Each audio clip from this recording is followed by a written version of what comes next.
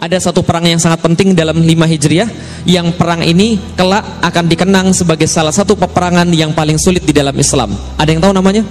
Namanya Perang Khandaq. Perang Khandaq artinya perang parit, terjadi pada 5 Hijriah, dan ketika itu 10.000 orang-orang kafir Quraisy mengumpulkan pasukan Ahzab namanya. Ahzab ini artinya apa?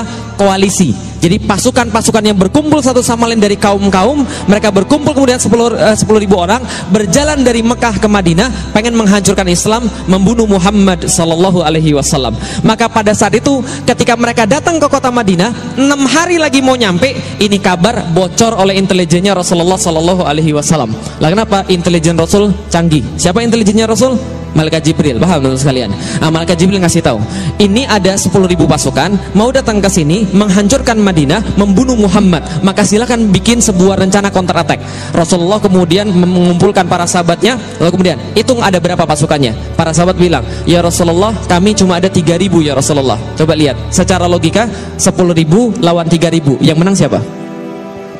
Yang menang siapa kira-kira? Secara logika 10.000. Tapi Rasul bilang, jangan khawatir, jangan putus asa, ada yang punya ide di antara kalian. Salman Al-Farisi angkat tangan, ya Rasulullah, kami punya ide. Gini, dulu kami di Persia, ketika kami melawan pasukan yang jumlahnya jauh lebih besar daripada kami, maka kami buat parit. Dan di parit itulah kemudian kami berlindung, kami gali tanah, kami taruh di atas, kami dapat tempat yang lebih tinggi, kami tempatkan pasukan pemanah di sana, kami panah mereka, walaupun kami tidak yakin sekarang bisa menang atau tidak, karena perbedaan pasukan terlalu banyak ya Rasulullah. Rasul katakan, gak ada masalah, buat paritnya. Maka dibuatlah parit mengelilingi kota Madinah sebelah utara sejauh 8 km. Bayangkan gali parit 8 km bukan di Indonesia. Indonesia pakai cangkul selesai, gali parit di Arab pakai cangkul, patah cangkulnya. Gali parit di Arab pakai lembing, karena batu semua, hancurkan batunya, naik tarik ke atas. Dan yang namanya paritnya ada spesifikasinya. Kata Salman, ya Rasulullah, lebarnya harus 5 meter, dalamnya harus 3 meter. Lah kenapa sepanjang itu? Supaya kuda nggak bisa lompat, kalau lompat jatuh nggak bisa naik lagi 3 meter. Maka 5 meter, 3 meter. Hitung saja berapa kubik tanah harus diangkat ke atas. Dalam kondisi seperti itu 6 hari lagi mau nyampe. Kira-kira mereka stres atau tidak? Kaum muslimin stres. Lah kenapa stres? Jumlahnya cuma 3.000, gali parit 8 km, 6 hari lagi pasukan nyampe, itu pun belum tentu menang.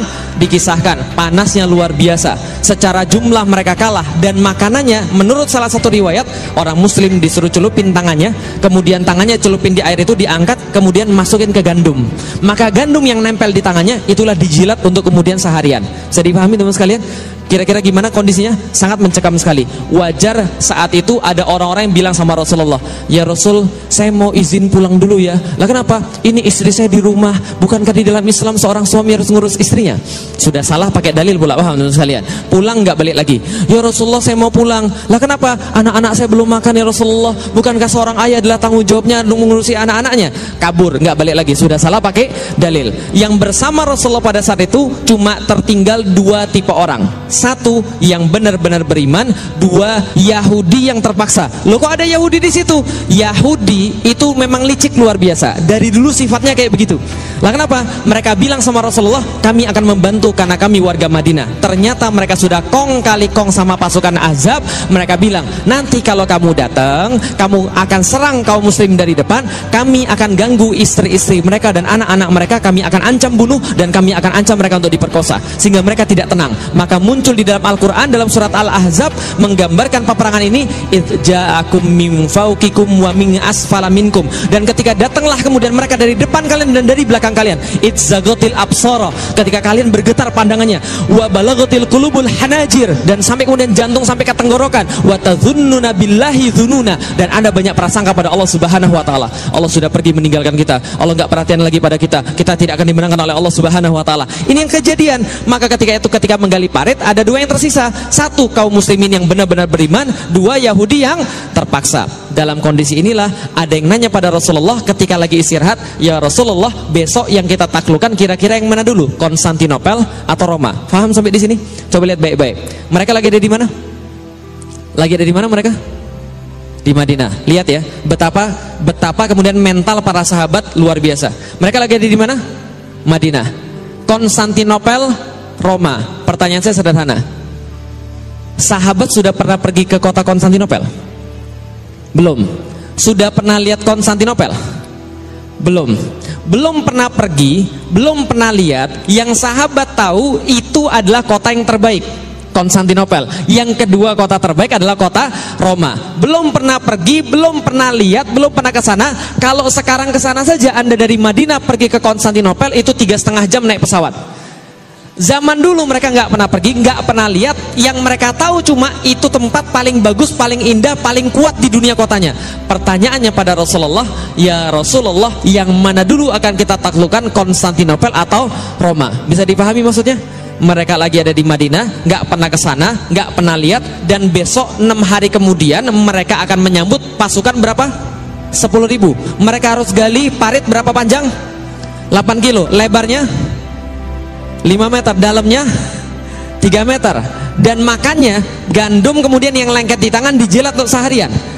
Nanyanya pada Rasulullah, yang mana duluan yang akan kita taklukkan, Konstantinopel atau Roma? Bagaimana reaksinya orang Yahudi? Yahudi langsung bilang, kayaknya Muslim sudah mulai gila. Lah kenapa? Kayaknya kepanasan ini, kurang makan ini kayaknya. Halusinasi mereka.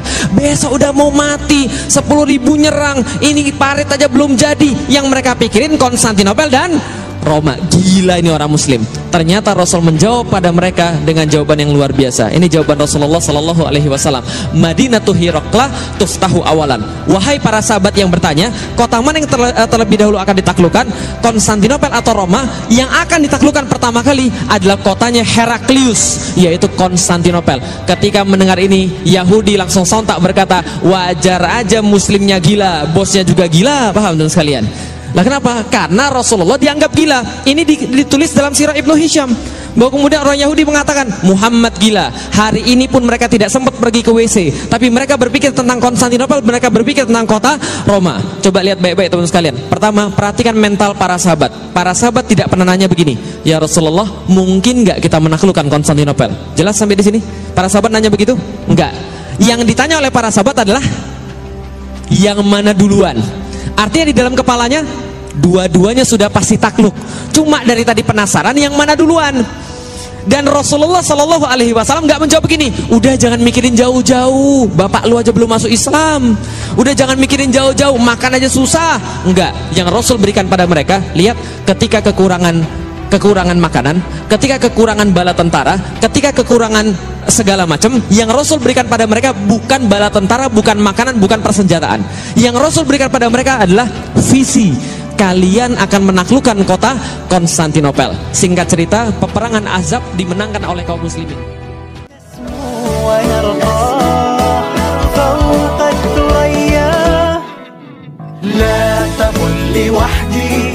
أو كيف السبيل أنت